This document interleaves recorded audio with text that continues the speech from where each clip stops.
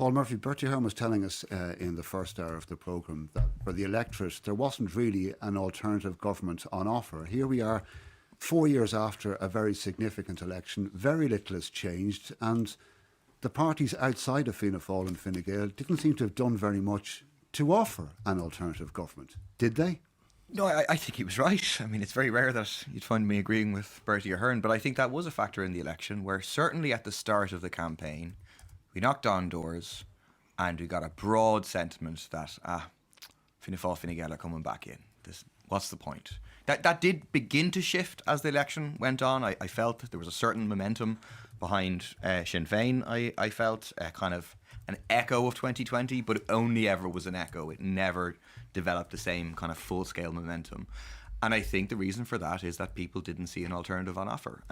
We think it was good that Mary Lou McDonald on the last day of the campaign said people should transfer to the Social Democrats and to People Before Profit. But imagine how different it would have been if we all would have gone into the election at the start of the campaign saying, vote left, transfer left. We commit not to prop up Fianna Fáil and Fine Gael. This election is a binary choice. But why didn't that happen? And I don't mean why didn't it happen at the start of the campaign. Why didn't that happen as soon as the 2020 general election was over? Frankly, because I think the others wanted to leave their options open in terms of Fianna Fáil and Fine Gael. Was there any talk over the last 4.5 years? There was plenty of talk. The problem is we didn't reach agreement on it. We didn't. Yes. But we didn't reach agreement on it. We were clear. We think there needs to be a left coming together, but not on the basis of repeating the role of the Labour Party in the past or the Green Party in the past of being a prop for Fianna Fáil and Fine Gael and suffering the inevitable collapse and not bringing about the transformative change that people are looking for.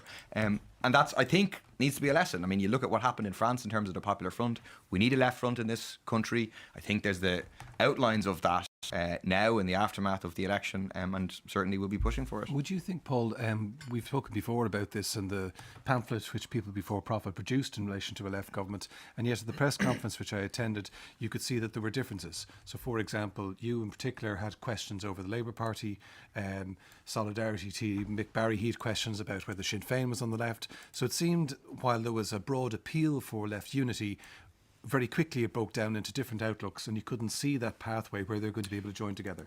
Yeah, but that is inevitable that there's going to be differences. And I don't think a left front should be based on the idea that we pretend we all agree with each other. We don't all agree with each other. That's why there are different parties. But you come together, like the Popular Front in France, on the basis of a common basic programme. Number one in that for us definitely has to be excluding Fianna Fáil and Fine Gael, because otherwise you run the risk, you advocate votes for change and it ends up going against that.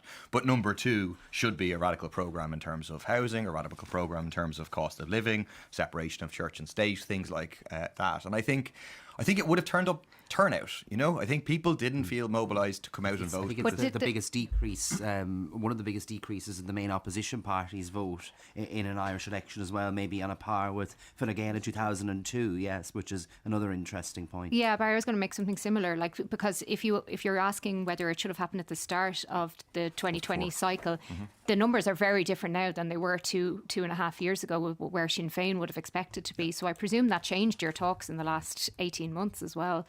Yeah, and I think Sinn Féin probably thought they could do it alone, you know, mid-term, and they felt they didn't have to deal with the rest of the left, and obviously that then declined dramatically over the course of the last year. And I think if they hadn't had that decline, if they were starting from a different base than they were starting from this time, we also may be looking at a different election result. There's just only so much you can kind of claw back in a 3-week, 4-week type election campaign.